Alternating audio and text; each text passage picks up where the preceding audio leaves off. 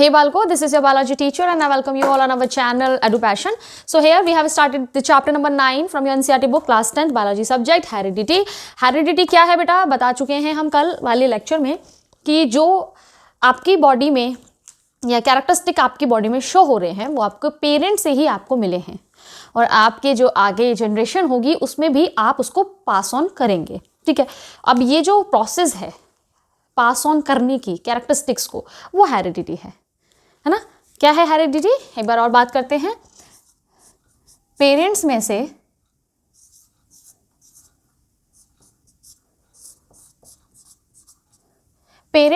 जो बेटा बच्चों में नेक्स्ट जनरेशन में आपके जो कैरेक्टरिस्टिक्स क्या हो रहे हैं, पास ऑन हो रहे हैं। ये आपके 50%, ये होंगे 50% ट्रेट्स, है ना, ये इनको मिलेंगे। किसको? नेक्स्ट जनरेशन को। This generation is what? The P generation, that means parent generation, and this one is what the, अब देखो इसको कौन सी जनरेशन बोलेंगे, इसको तो पेरेंट जनरेशन बोल दिया। P is for the parent, बेटा इसको बोलते हैं आपकी एफ जनरेशन, जिसमें आप F1 F2 ऐसे बोलेंगे, या फिर आप उसको बोलेंगे बेटा ऑफस्प्रिंग जनरेशन। ठीक है, ऑफस्प्रिंग, यहां वाला F है, इसका मतलब क्या है बेटा? Filial generation. इसका मतलब भी क्या होता है बेटा? ऑफस्प्रिंग मतलब जो बच्चे हैं, जो नेक्स्ट जनरेशन आगे वाली जो जनरेशन है उसको बोल रहे हैं। ठीक है, ऑफस्प्रिंग या फीलियल जनरेशन, एफ जनरेशन कौन सी है? ये तो ये इनके बाद जो फर्स्ट जनरेशन है उसको F1 जनरेशन बोलेंगे। जब इनके बीच में, जब इनकी शादी होगी किसी ना किसी से, सपोज ये गर्ल है, ठीक है, इनकी शादी हुई, ठीक है, और यहाँ पर भी बेटा फर्दर क्या होगी, जनरेशन होगी, या इन्हीं में, इनके भाई बहनों में, ऐसा होता नहीं इंसानों में, पर प्लांट्स में हम देखेंगे। ठीक है, फर्दर जनरेशन हुई, ये क्या होंगे फिर बेटा? F2 generation. ठीक है, समझ रहे हो? F1 generation, F2 generation, sorry F1 generation and F2 generation, और इसमें होगा क्या? P generation, parent generation. तो अब हम लोगों को करना क्या है, सॉरी बड़ी स्लिप होती है अपनी टंग। ठीक है, तो हम लोगों को क्या करना है बेटा? अब हम लोग को देखना है कि ये जो इन्फॉर्मेशन है, ये जो पास ऑन हो रही हैं, वो किस मैकेनिज्म में पास ऑन हो रही है ना। उसकी बात कर लेते हैं थोड़ी सी, फिर मैं उनकी बात करूंगी जिन्होंने इसका आइडिया या लॉज दिए थे। ठीक है, सारे टर्म्स के बारे में हम पढ़ के आ चुके हैं इसे लास्ट वाले लेक्चर में। जिसने वो लेक्चर नहीं देखा है देख लेना, और डिस्क्रिप्शन में नीचे नोट्स भी हैं। तो बेटा देखो, ह्यूमन बींग्स का लेते हैं। ठीक है, ये हैं अंकल जी और ये है बेटा आंटी जी। ठीक है, तो मैं इसको इस तरह से बना दूं। ठीक है बेटा, ये क्या है? ह्यूमन बींग्स हैं। इनके पास कितने क्रोमोसोम हैं? 23 पेयर्स। इसका मतलब क्या है? अगर मैं लिखूं कि इनकी बॉडी का सिंगल सेल निकालूं और उसमें से उसका न्यूक्लियस निकालूं, और न्यूक्लियस में से बेटा क्या निकालूं? DNA निकालूं, और मैं देखूंगी कि मेरे पास कितने टोटल क्रोमोसोम हैं, तो मैं बोलूंगी क्रोमोसोम नंबर 1 है, chromosome number 2, chromosome number 3, chromosome number 4, और इसी तरह से बेटा क्रोमोसोम नंबर 22। ठीक है, 23 क्यों नहीं लिखा, अभी बात करेंगे। ये है, और मेरी सेम इसी के साथ साथ में सिंगल नहीं है ये बेटा, इनके कॉपीज भी हैं मेरे पास।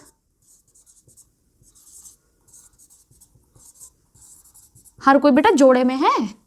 ठीक है, ये क्रोमोसोम नंबर 22 तक। ये तो सारे जो मेरे क्रोमोसोम हैं मेरे बच्चों, दीज आर ऑटोजोम्स। इन क्रोमोसोम का नाम क्या है? ऑटोजोम्स। ये एग्जैक्ट सेम फीमेल में भी होंगे, same in female, same in female. ये पूरी लाइन, ये पूरी। ठीक है, 22 क्रोमोसोम्स जो कि है ऑटोसोम्स। उसके बाद बेटा जो लास्ट क्रोमोसोम है वो होता है मेरा एक्स वाई। ये मेरे किस में है, देखो पेयर में है, तो ये भी पेयर में है, एक एक्स है, लेकिन यहाँ पे जो पेयरिंग में है वो डिफरेंट क्रोमोसोम है, 2 डिफरेंट क्रोमोसोम्स हैं जो पेयर में हैं। इसको क्या बोलते हैं बेटा, सेक्स क्रोमोसोम। इसको क्या बोलते हैं, सेक्स क्रोमोसोम। तो यहाँ पर भी होगा सेक्स क्रोमोसोम। तो यहाँ जो सेक्स क्रोमोसोम है वो सेम होता है। अब देखो बेटा, ये तो एक सेल की बात हो गई जो बॉडी में, आपकी बॉडी का भी कोई भी सेल में निकालूंगी अगर, है ना, और उसके अंदर अगर मैं देखती हूँ, उसको तोड़ूं, सेल तोड़ूं पहले आपके शरीर से, फिर उसको मैं तोड़ूं, उसमें से न्यूक्लियस निकालूं, न्यूक्लियस में से क्रोमोसोम निकालूंगी, तो मुझे इतने सारे क्रोमोसोम मिलेंगे आपकी बॉडी में। अगर आप बच्चा है और आप बच्ची हैं तो इतने क्रोमोसोम मिलेंगे, ठीक है। तो 46 क्रोमोसोम है टोटल, 46 है। लेकिन बेटा ये जब इनकी शादी होगी और जब मदर ये प्रेग्नेंट होंगी उससे पहले जो ये स्पर्म इनको देंगे, और ये स्पर्म जिस ओवा से जाके यहाँ फर्टिलाइज होगा, सेक्सुअल रिप्रोडक्शन पढ़ा था, ये स्पर्म बनाते हैं, ये ओवा बनाती हैं। तो ये जो प्रोडक्शन वाले, इसको रब कर देती हूँ मैं पहले, ये समझ लेना बेटा। इसके आगे लास्ट में एक सेक्सुअल रिप्रोडक्शन का, सेक्स डिटर्मिनेशन का टॉपिक है आपका इसी चैप्टर में, वो भी आपको यहीं से समझ में आ जाएगा, तो इसको समझ लो। तो ये जो क्रोमोसोम थे, मैं बोल सकती हूँ कि 22 ऑटोसोम प्लस 1 पेयर किसका है बेटा, 1 सेक्स क्रोमोसोम, ठीक है। और इसका क्या है बेटा, पेयर। ये पेयर्स हैं, सब पेयर्स में है, ठीक है। यहाँ पर भी यही है, आपके 2 टाइप के हैं, ऑटोसोम्स और सेक्स क्रोमोसोम। ये कितने हैं बेटा, 22 पेयर, और ये कितना है, 1 पेयर, ठीक है। इसको भी ऐसे ही लिखना चाहिए।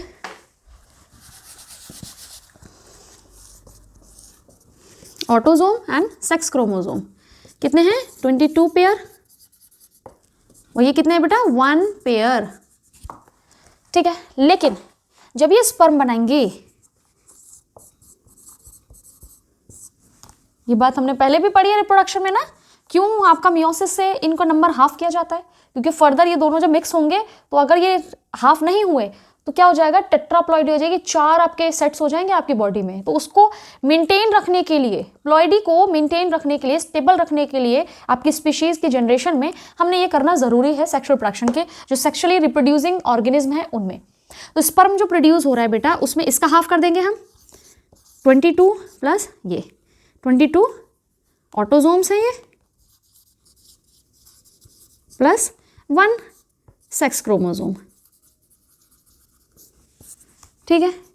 और यहाँ पर भी आपका जो है, जो क्या बनेगा बेटा, ओवम बन रहा है, उसमें भी यही है, 22 ऑटोसोम है प्लस 1 सेक्स क्रोमोसोम, ठीक है। तो टोटल मेरे पास इस सेल में जो ये क्या है, स्पर्म है, इसके न्यूक्लियस में आपके क्या होगा, एन कंडीशन।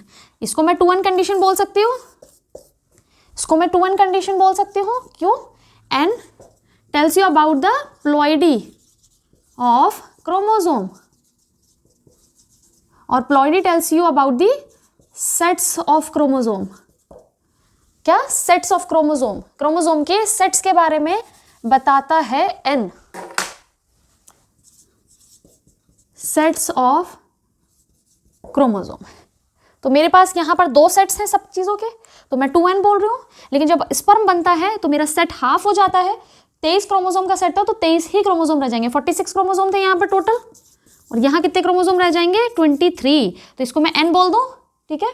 और यहाँ पर कितने रह जाएंगे बेटा, यहाँ पर भी n रह जाएंगे, है ना। ओवा तो गोल सा है, इसके न्यूक्लियस में कितना है, n। ये क्लियर है आपको।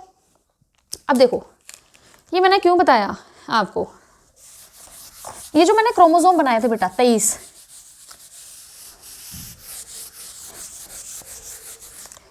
क्या बनाए थे यहाँ पर, जो ऑटोसोम्स थे, ये मेरा है क्रोमोसोम नंबर, दोनों क्रोमोसोम नंबर 1, क्रोमोसोम नंबर 1, ठीक है। ये है मेरा क्रोमोसोम नंबर 1 फीमेल का, ये है क्रोमोसोम नंबर 1।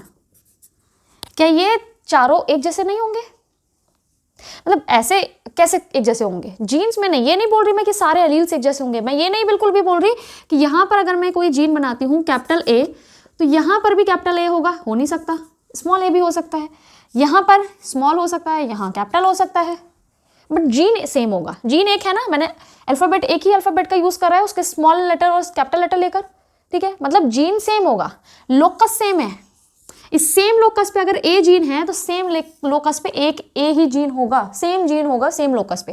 दैट मीन्स ये सब क्या है बेटा? Chromosome number 1, chromosome number 1, chromosome number 1, chromosome number 1, they all are homologous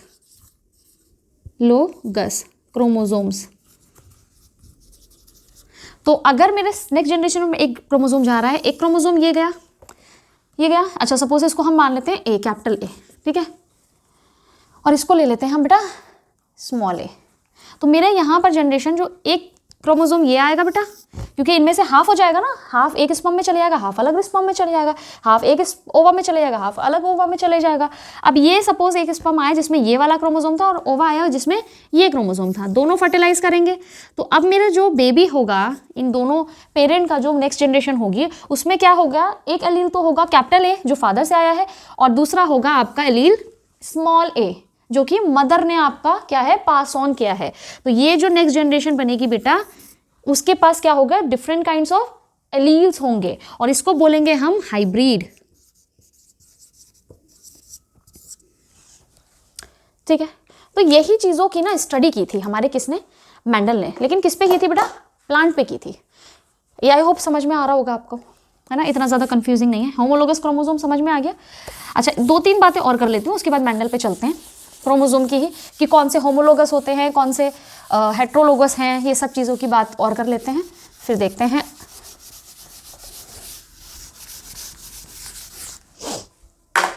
आपके क्या है? क्रोमोसोम है, होमोलोगस क्रोमोसोम है बेटा 2, ठीक है, 2 होमोलोगस क्रोमोसोम है ये जो बच्चे के पास आए हैं पेरेंट्स से, ठीक है।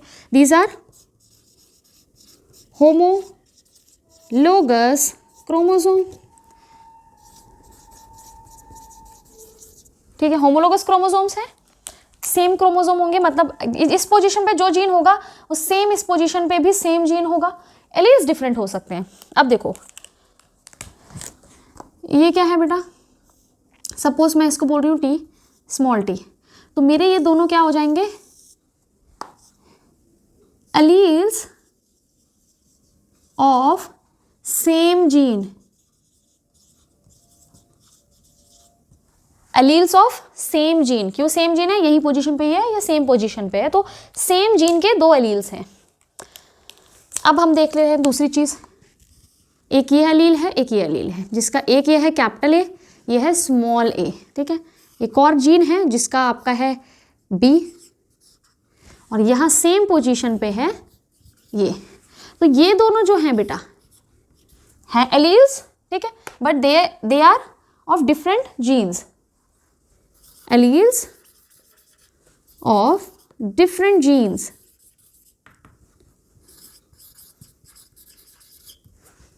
समझ में आ रहा है?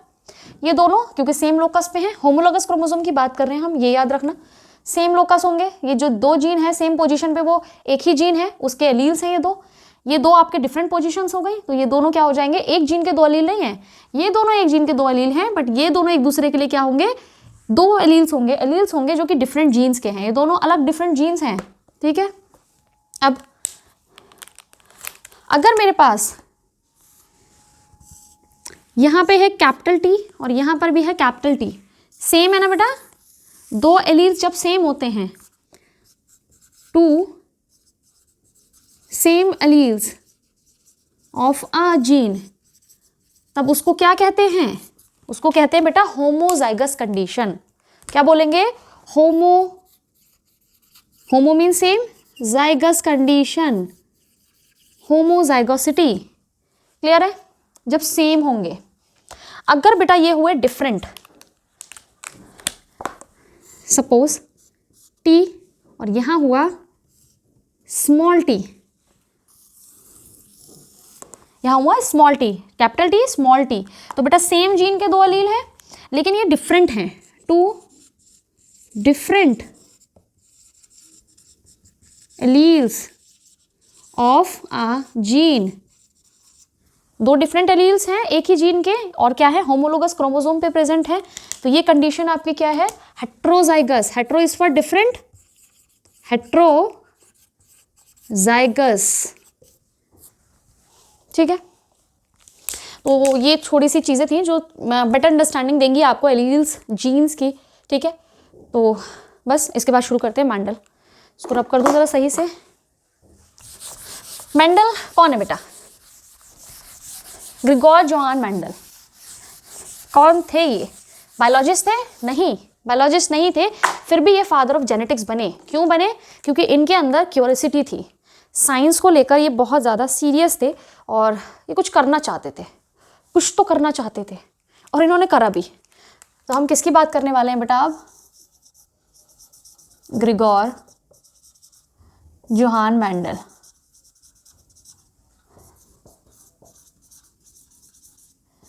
इनकी एज ड्यूरेशन आई गेस यही है, भूल जाती हूँ मैं। तो ग्रिगोर जोहान मेंडल जो मेंडल थे, उन्होंने क्या करा? सबसे पहली बात, ये मोनेस्ट्री में पढ़े। इन्होंने कहाँ स्टडी की? अपनी स्टडीज़ कहाँ अपनी पूरी करी? Studied in monastery. मोनेस्ट्री में अपनी क्या करी? स्टडीज़ कंप्लीट करी। ये बात हो गई एक। उसके बाद ये फर्दर स्टडीज़ के लिए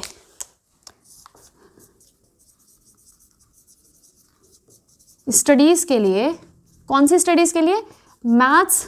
मैथमेटिक्स में एंड साइंस पढ़ने के लिए बेटा ये गए यूनिवर्सिटी ऑफ वीना। एनसीईआरटी में मेंशन है तो ये सब पढ़ना होगा। स्टडी कहाँ पर? ये पहले पढ़ाई कहाँ करी इन्होंने? मोनेस्ट्री में। उसके बाद फर्दर स्टडीज़ के लिए कहाँ गए बेटा? मैथमेटिक्स और साइंस की स्टडीज़ के लिए यूनिवर्सिटी ऑफ वीना गए। वहाँ पर इनको जो रिसर्च थी उनमें इनको मिली फेलियर, ये हार गए। हाँ, हार गए? नहीं हारे। अगर ये हार मान लेते तो आज ये क्या होते? फादर ऑफ जेनेटिक्स नहीं होते। समझ रहे हो इसका मतलब क्या है बेटा? हर एक बच्चा स्पेशल है। कोई भी अगर वो मैं वही हर बार बोलती हूँ, आपकी क्लास में भी बोला है, भले आप स्टडीज़ में बहुत ज़्यादा अच्छे नहीं हैं, कारण बहुत सारे हो सकते हैं, है ना। एटमॉस्फेयर है जो आपको, आप शायद एवरेज हैं लेकिन आपको बोला जा रहा है आप अच्छे नहीं हैं, उसकी वजह से आप और ज़्यादा बुरे हो रहे हैं। लेकिन ये चीज़ आपको और बुरा बनाने के लिए क्या है ना, वो इतनी इंपॉर्टेंट या वैल्यू नहीं रखती है। नहीं सुननी यार किसी की, है ना, नहीं सुननी। आप हर एक बच्चे में कुछ ना कुछ स्पेशल है और आप ही हैं उसके लिए रिस्पॉन्सिबल जो बेटा उसे ढूंढेगा और उसको पॉलिश करेगा। और जब आप पॉलिश कर लेंगे, है ना, तो आप शाइन करेंगे। तो शाइन करो बच्चों, सारे शाइन करो, है ना। धूल नहीं जमने देनी है लोगों की बातें सुनकर, सोसाइटी की बातें सुनकर, नहीं, धूल नहीं जमने देनी। अपने आप को पॉलिश करना है और शाइन करना है, जैसे इन्होंने किया। फेलियर के बाद में ये लौटे वापस मोनेस्ट्री, ठीक है। कौन थे ये ऑस्ट्रियन मॉन्क थे, ऑस्ट्रियन मॉन्क थे, इनको याद रखना आप। ये कौन थे? ऑस्ट्रियन मॉन्क चर्च में मॉन्क थे ये, ठीक है। तो इन्होंने क्या करा, जब ये लौटे तो इन्होंने स्टडीज स्टार्ट की या एक्सपेरिमेंट्स करे। किसके ऊपर बेटा? एनिमल्स के ऊपर। तो वहाँ के जो चीफ होते हैं, जो सबसे बड़े, जिनके अंडर सारी चीज़ें चल रही होती हैं, जो चर्च होता है उनके अंडर जो एक सबसे बड़े होते हैं, बिशॉप्स बोलते हैं, उनके अंडर सारी चीज़ें चल रही होती हैं, ठीक है। उन्होंने बोला देखो, you are the monk, you can't use animals for your experiments, है ना, आप एनिमल्स का यूज़ नहीं कर सकते। तो ये बेचारा इनका हो गया प्लान फ्लॉप। तो उन्होंने कहा भाई मैं क्या लूँ फिर। तो वही मोनेस्ट्री में या आपके चर्च में क्या है, मटर उग रही थी। क्या उग रही थी? मटर। Then he choose pea plant. इन्होंने क्या करा बेटा? पी प्लांट को चूज किया। अब इसको फिर से मिटाते हैं। पी प्लांट को क्यों चूज किया? एवे ही नहीं चूज कर लिया कि हो खड़े हुए हैं, इन्होंने तो मना कर दिया, चूहों को मैं अब यूज नहीं कर सकता तो मैं क्या करूं। घूम रहे थे, चलो ये पी प्लांट दिख रहा है इसी को ले लो। उसमें भी इन्होंने कैरेक्टरिस्टिक्स देखे थे। क्या देखे थे बेटा? एवे नहीं ले लिया, उसमें भी इन्होंने गुण देखे। कौन से गुण देखे? कौन से गुण देखे बेटा? ऑस्ट्रियन मॉन्क थे,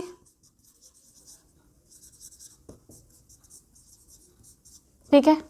इन्होंने एक्सपेरिमेंट किया था, किस पे किया था? किस पे किया था बेटा? P plant. पी प्लांट को चूज किया इन्होंने।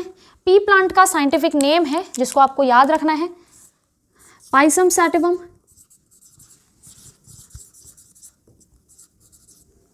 पाइसम सटाइवम, ठीक है। ये किसका? पी प्लांट का, मटर का जो साइंटिफिक नेम है वो है। इन्होंने उसको चूज किया, एक्सपेरिमेंट किया। और जो एक्सपेरिमेंट किया था बेटा वो क्या एक्सपेरिमेंट था? क्या एक्सपेरिमेंट था? Hybridisation experiment. हाइब्रिडाइजेशन एक्सपेरिमेंट बताया था। हाइब्रिड बने, मेल और फीमेल में जो बेबी बना डिफरेंट जीन्स को लेकर, वो क्या था? एक हाइब्रिड था। तो हाइब्रिडाइजेशन एक्सपेरिमेंट। टाइटल क्या था बेटा इनका? टाइटल ऑफ द एक्सपेरिमेंट,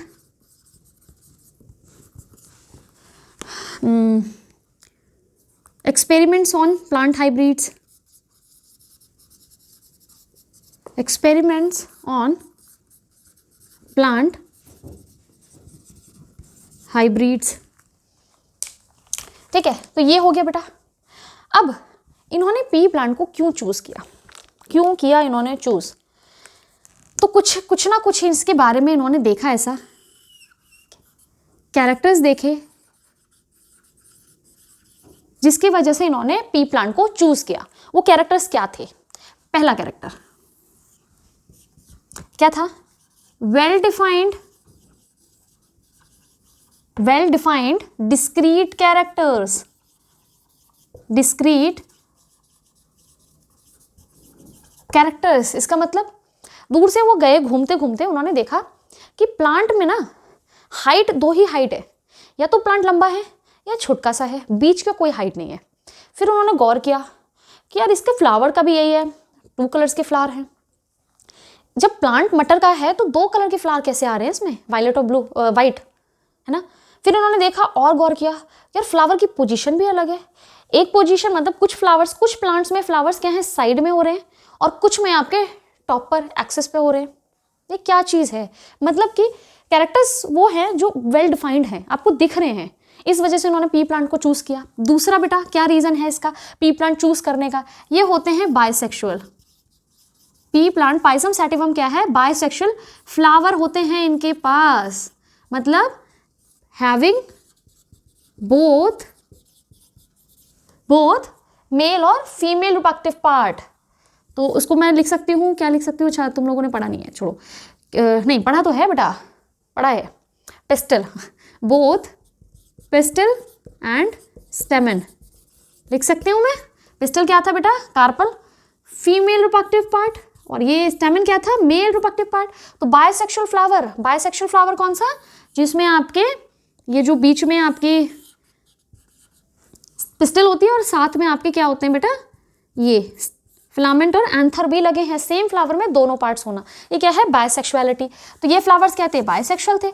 अब क्योंकि ये बायसेक्सुअल थे तो बेटा ये क्या है? दोनों चीजें कर लेंगे। क्या कर लेंगे? सेल्फ क्रॉस भी कर लेंगे and cross pollination, cross fertilisation भी कर लेंगे। अच्छा सेल्फ क्रॉस मत लिखो इसे सेल्फ, वरना क्रॉस में कंफ्यूजन हो जाएगी। पॉलिनेशन, सेल्फ पॉलिनेशन भी हो जाएगा इसमें, as well as cross pollination भी हम करा सकते हैं, ठीक है। ये फीचर्स है ना बड़े इंपॉर्टेंट से। उसके बाद जो आपका इसका कल्टीवेशन है बहुत इजी है, इसको उगाना बहुत इजी है। तो क्या है? इजी टू कल्टीवेट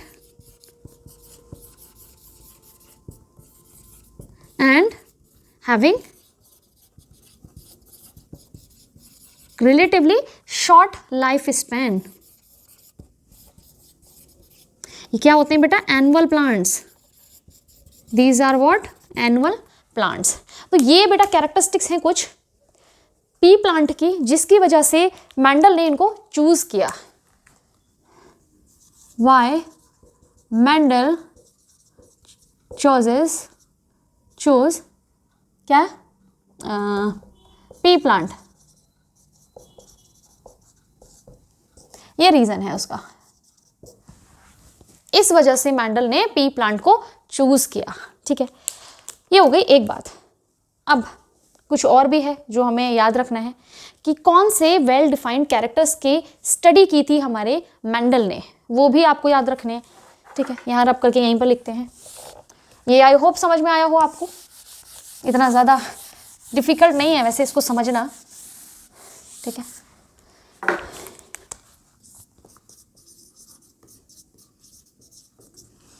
अब आपके जो कैरेक्टर्स हैं बेटा,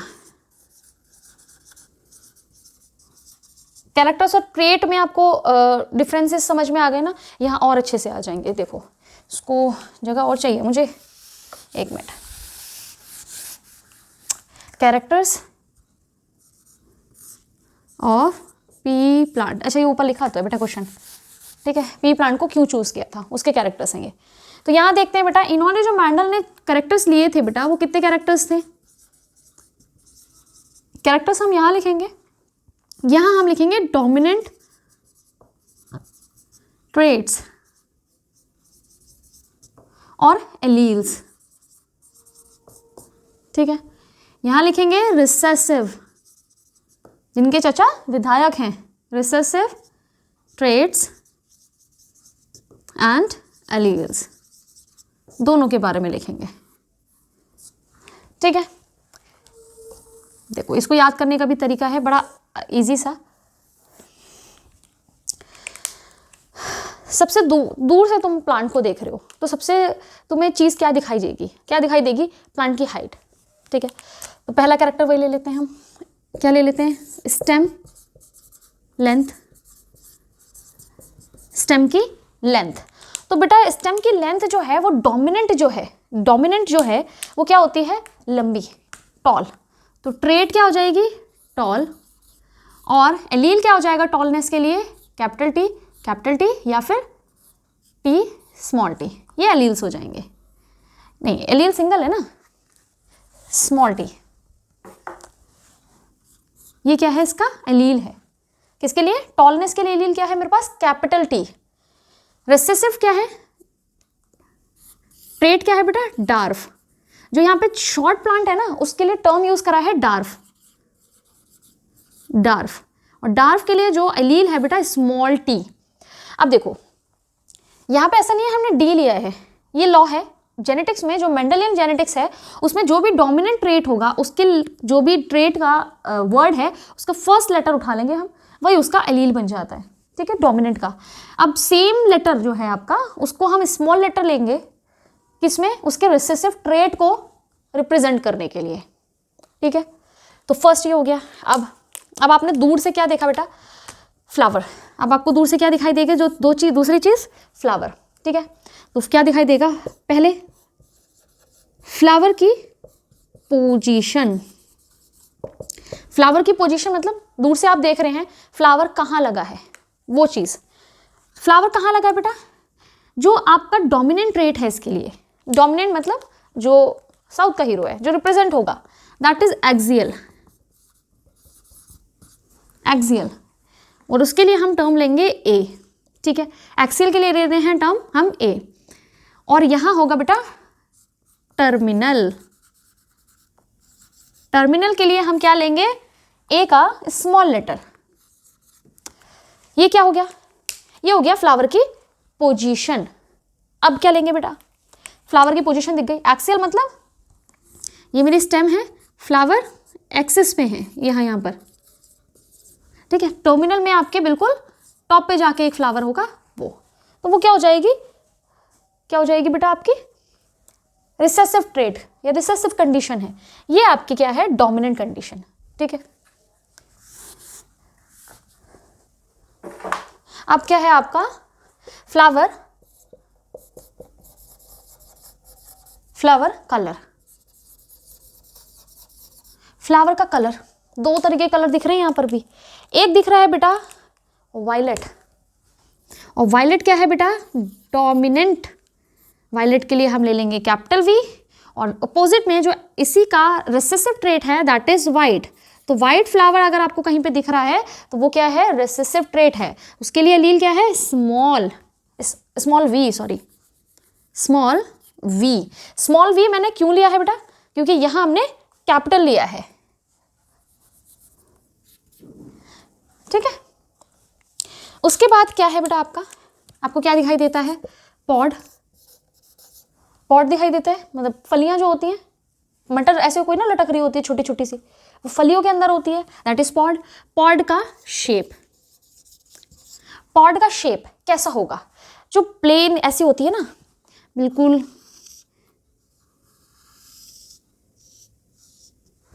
है ना, दैट इज इन्फ्लेटेड। और अगर ऐसी हुई तो वो क्या होगी, कंस्ट्रिक्टेड। तो हमारे क्या है, इन्फ्लेटेड जो है that is a dominant trait, और कंस्ट्रक्टेड क्या है, रिसेसिव ट्रेट। इसको लिख लेते हैं।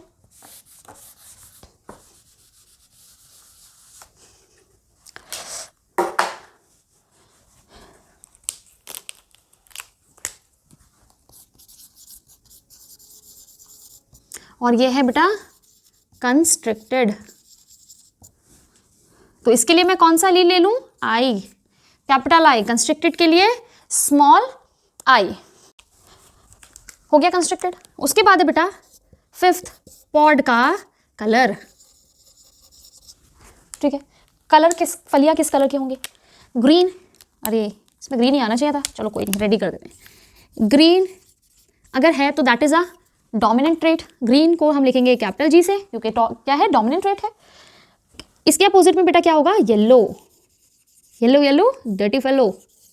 अरे इसके लिए क्या लूंगी मैं बेटा, स्मॉल जी, है ना, क्योंकि जो dominant trait, sorry dominant trait है इस जीन का पॉड कलर के, वो क्या है, जी, कैपिटल जी। तो उसके रिसेसिव ट्रेट के लिए मैं क्या लूंगी, small G. Then we have another character that is seed. देखो अब इसको सीड लो या कॉटिलेडन लो, जब आप मटर का दाना देखते हो, ठीक है, इस तरह से जब उसको आप उसके ऊपर से कोट हटा के उसको खोलोगे तो आप देखोगे चुटका सा ऐसे होता है और इस तरीके का स्ट्रक्चर होता है ना। तो एम्ब्रियो तो ज़रा सा है, ये जो दो साइड में होते हैं बेटा ये कॉटिलेडन होते हैं, कॉटिलेडन। तो तुम लोग क्या खाते हो या हम लोग क्या खाते हैं, कॉटिलेडन खाते हैं, और वो छुटके से जो निकला होता है वो एम्ब्रियो होता है। तो क्या है, कॉटिलेडन है। तो आप इसको पूरे को सीड बोल लो या कॉटिलेडन बोल लो, both are the same thing.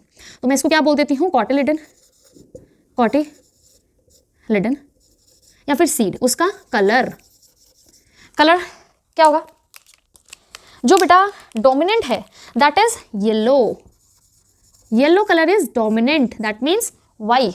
और इसके अपोजिट में क्या हो जाएगा, green, green is what, the recessive trait. If we are talking about the seed colour और कॉटिलेडन कलर, कॉटिलेडन के पॉड के लिए डिफरेंट है, सीड या कॉटिलेडन के कलर के लिए डिफरेंट है, इसको अपोजिट कर दो, ठीक है, कंफ्यूज नहीं होना इसमें। उसके बाद है बच्चा लास्ट वाला हमारा सीड या कॉटिलेडन ही आपका क्या, शेप। शेप क्या है इसका, शेप जो बेटा होता, गिरने वाला था, डोमिनेंट ट्रेट के लिए जो शेप है बेटा वो होता है राउंड। तो राउंड के लिए मैं कैपिटल आर लूंगी और यहां होगा रिंकल्ड, उसके लिए लूंगी स्मॉल आर। राउंड मतलब गोल गोल, मम्मी की रोटी गोल गोल, है ना, और यहां होगा सुकड़ा सुकड़ा सा, है ना, दैट इज रिंकल्ड। तो this is the recessive trait. तो आई होप ये क्लियर हो गई होंगी आपको, इतनी टफ नहीं है। दोबारा देखते हैं, आपको दूर से क्या दिखाई देती है बेटा, स्टेम की लेंथ दिखाई देती है, दैट इज टॉल और डार्क, दो ही कैरेक्टर दिख रहे हैं। अब यहाँ पर पूरा देखो, पूरे चार्ट में मैंने दो ट्रेट्स के अलावा तीसरा ट्रेट नहीं लिखा है। एक कैरेक्टर के दो ट्रेट्स हैं, एक जीन का दो एलील्स हैं, ठीक है। अब इन दोनों में से कोई भी प्रेजेंट हो सकता है एक पेरेंट में। तो stem length tall dark, flower position axial terminal, flower colour violet white, pod shape, pod का शेप क्या है बेटा, इन्फ्लेटेड एंड कंस्ट्रक्टेड, पॉड मतलब फली जो होती है, pod colour that is green and yellow. Seed या कॉटिलेडन का कलर, येलो क्या है आपका, डोमिनेंट है, और ग्रीन क्या है आपका, रिसेसिव है। एंड सीड या कॉटिलेडन का शेप जो होता है आपका दैट इज राउंड या गोल गोल सी मटर होंगी आपकी, वो होंगे आपकी डोमिनेंट ट्रेट, और जो आपकी सुकड़ी सी होती हैं दैट इज रिंकल्ड जो है वो आपकी क्या होंगी, रिसेसिव ट्रेट्स होंगी। यहां तक तुम लोगों को समझ में आया हो आई होप। तो बिकॉज ऑफ दीज स्टडीज, ठीक है, मेंडल को बोला गया फादर्स ऑफ जेनेटिक्स। इस स्टडी की वजह से नहीं, अभी जो हम आगे पढ़ने वाले हैं वो, तो ये लाइन और लिखनी है आपको। ग्रिगोर जॉन मेंडल कौन थे बेटा आपके, फादर ऑफ जेनेटिक्स, और ये पहले इंसान थे जिन्होंने क्या करा था, मैथ्स का यूज करा बेटा, किसका यूज़ करा था? मैथमेटिक्स का यूज़ करा था आपके साइंस में, बायोलॉजी में यूज़ किया था मैथमेटिक्स का। इसीलिए इनका वर्क जो था वो एक्सेप्टेबल नहीं था, लोग एक्सेप्ट नहीं कर रहे थे जब इन्होंने ये रिसर्च की थी। ये नहीं, आगे जो हम पढ़ने वाले मेंडल के जो लॉज पढ़ेंगे हम, उनको एक्सेप्ट नहीं किया गया था। क्यों? क्योंकि बायोलॉजिस्ट थे वो अपनी अकड़ में हैं, वो बोल रहे हैं कि ऐसे कैसे मैथ्स का बंदा आकर मैथ्स को इन्वॉल्व कर रहा है बायो में, और उसने तो मतलब रिसर्च दे रहा है, ऐसे कैसे हम एक्सेप्ट कर रहे हैं? कोई एक्सेप्ट नहीं कर रहा था इनके वर्क को। लेकिन आज क्या है, मोस्टली एक्सेप्टेड यही लॉज हैं आपके जो आप जेनेटिक्स में पढ़ते हैं। तीनों लॉज हम फर्दर क्लास में पढ़ेंगे अपने क्या लॉज दिए थे, इसकी वजह से इनको फादर ऑफ जेनेटिक्स भी कहा गया था। इसी सेम पी प्लांट पे और लोगों ने भी काम किया था, पर सक्सेसफुल नहीं हुए थे जितना सक्सेसफुल आपके मेंडल हुए हैं। ठीक है, तो आज का लेक्चर यहीं एंड करते हैं, और नेक्स्ट लेक्चर में हम पढ़ेंगे लॉज ऑफ इनहेरिटेंस या मेंडल्स के जो लॉज हैं उनके बारे में। सो टिल देन पढ़ते रहिए। God bless you all.